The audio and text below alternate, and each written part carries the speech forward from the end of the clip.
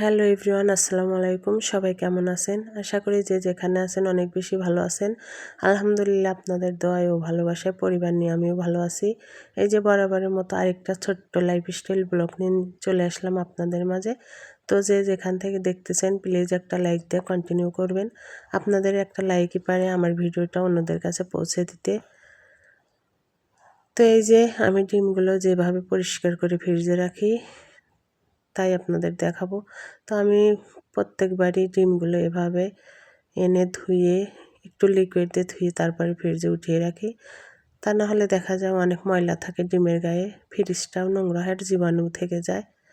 তো এই যে এখন ধোয়া হয়ে গেছে, পানি ঝরিয়ে নিচ্ছি, এখন বক্সে করে রেখে দিব ফ্রিজে। তো আজকে কোনো রান্নাবান্না শেয়ার করি নাই, আজকে আমি ছোট ছোট কাজগুলোই শেয়ার করেছি। তো পুরো ভিডিওটা দেখলেই বুঝতে পারবেন। আর আমার ভিডিওর যদি কোনো অংশে ভালো লেগে যায় তাহলে সাবস্ক্রাইব করে আমার সঙ্গেই থাকতে পারেন। আর যারা সাবস্ক্রাইব করে দিয়েছে তাদেরকে জানাই অসংখ্য ধন্যবাদ। তো এই যে বক্সগুলো আমি ফ্রিজে রেখে দিলাম, আর কয়েকটা ডিম এই ঝুড়িতে রেখে দিলাম, বক্সে ধরে নাই। তো ডিমগুলো রেখে এখন চলে যাব সিঙ্কটা পরিষ্কার করার জন্য। সিঙ্কটা অনেক ময়লা হয়েছিল। তো এই যে একটা মাজনির সাহায্যে আমি ভালো করে ঘষে ঘষে নিতেছি। আসলে আমার ছোট্ট সংসারে ছোট্ট ছোট্ট কাজ করতে কিন্তু অনেক ভালো লাগে, এর ভিতরে আমি শান্তি খুঁজে পাই। তো এই যে আমি সিংয়ের নিচ দিয়ে ভালো করে ঘষলাম, এখন উপর দিয়ে ভালো করে ঘষে নিতেছি। আসলে কয়েকদিন পর পর না ধুইলে কিন্তু অনেক ময়লা হয়, আর দেখতেও কেমন ভালো লাগে না।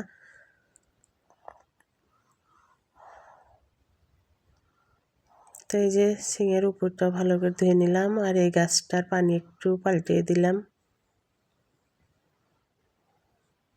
জায়গা মতো রেখে দিলাম গাছটা। আর এই যে হ্যান্ড ওয়াশের বোতলটাও আমি ধুয়ে নিলাম, নিয়ে রেখে দিলাম। আসলে আমার যেদিন রান্নার ঝামেলা থাকে না সেদিন কিন্তু আমি ছোট ছোট কাজগুলো করে নিই, আর সেগুলোই আপনাদের মাঝে শেয়ার করার চেষ্টা করি। আপনারা কমেন্টের মাধ্যমে জানাবেন আমার ভিডিওগুলো আপনাদের কাছে কেমন লাগে। তো এই যে সিঙ্কটা আমি ভালো করে ঘষে ঘষে পরিষ্কার করে নিলাম। তো এই যে দেখুন কতটা সুন্দর হয়েছে।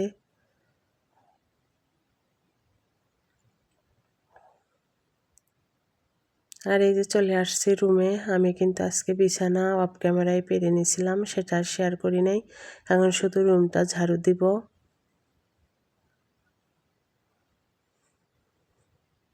আসলে বাচ্চা নিয়ে ভিডিও করা কিন্তু অনেক ঝামেলা হয়ে যায়।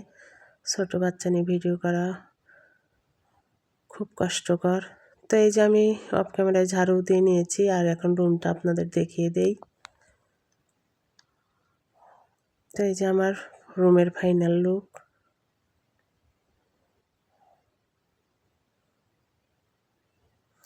তো আমার কথায় বা কাজে যদি ভুল হয়ে থাকে ক্ষমা সুন্দর দৃষ্টিতে দেখবেন। এই যে এই পাশটাও একটু দেখিয়ে দিলাম।